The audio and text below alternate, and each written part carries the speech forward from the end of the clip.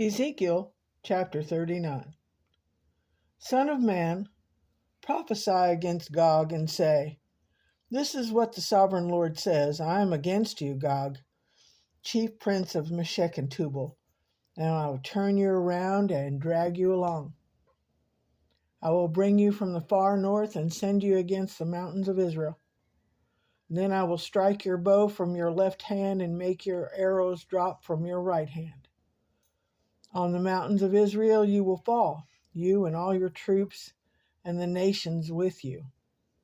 And I will give you as food to all kinds of carrion birds and to the wild animals. And you will fall in the open field, for I have spoken, declares the sovereign Lord. I will send fire on Magog and on those who live in safety in the coastlands, and they will know that I am God. I will make known my holy name among my people Israel.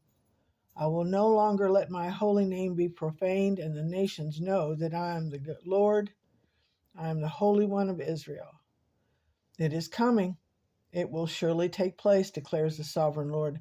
This is the day I have spoken of. Then those who live in the towns of Israel will go out and use the weapons for fuel and burn them up. The small and the large shields, the bows and arrows, and the war clubs and spears. For 7 years they will use them for fuel, and they will not need to gather wood from the fields or cut it from the forest, because they will use the weapons for fuel. And they will plunder those who plundered them and loot those who looted them, declares the sovereign Lord.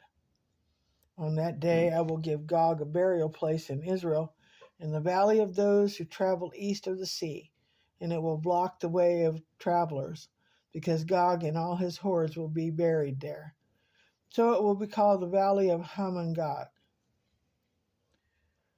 For 7 months the Israelites will be burying them in order to cleanse the land.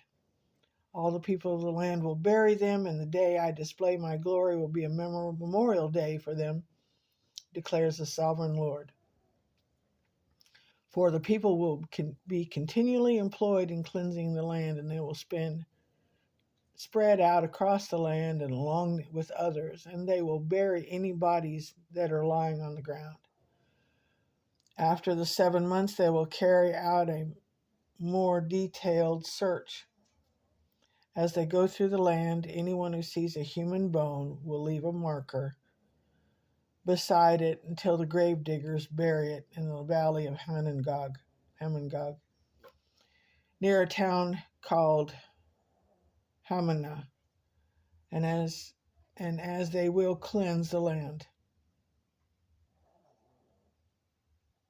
Son of man, this is what the sovereign Lord says. Call out to every kind of bird and all the wild animals. Assemble and come together from all around to the sacrifice I'm preparing for you, the great sacrifice of on the mountains of Israel.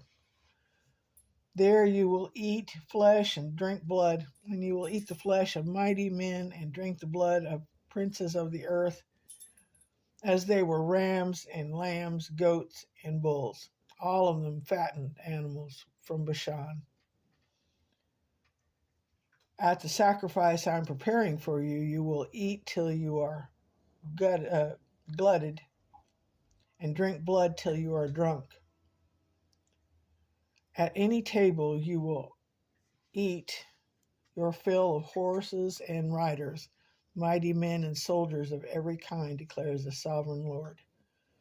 I will display my glory among the nations, and all the nations will be punished. I inflict the hand I lay on them. From that day forward, the people of Israel will know that I am the Lord, their God. And the nations will know that the people of Israel went into exile for their sins, because they were unfaithful to me. So I hid my face from them and handed them over to their enemies, and they all fell by the sword. I dealt with them according to their uncleanliness and their offense, and I hid my face from them. Therefore, this is what the sovereign Lord says: I will now restore the fortunes of Jacob, and will have compassion on all the people of Israel, and I will be zealous for my holy name. They will forget their shame and all the unfaithfulness they showed towards me when they lived in safety in their land with no one to make them afraid. When I have brought them back from the nations and have gathered them from the countries of their enemies, I will be proved holy through them in the sight of many nations.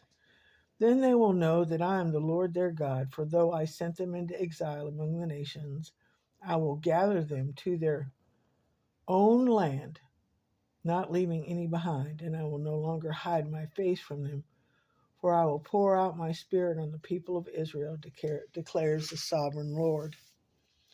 Notation: what is holy about wiping out a nation? Simply put, wiping out a nation can be holy if it is just. Since justice must include the authority to impose behavioral and moral standards and awareness of the requirements and true guilt, only God can administer these standards of justice. Number one, God has the right to require certain behavior of people because he is the creator of heaven and earth. He expects certain behavior from those he has made. Number two, God's requirements are not arbitrary or inconsistent. His laws are moral and just, rooted in his holy and righteous character. Number three, people know about God's requirements, most clearly through his word, but also through their conscience. For even those who have never heard God's written revelation have a moral truth imprinted on their hearts. Number four, all who are judged have broken God's law.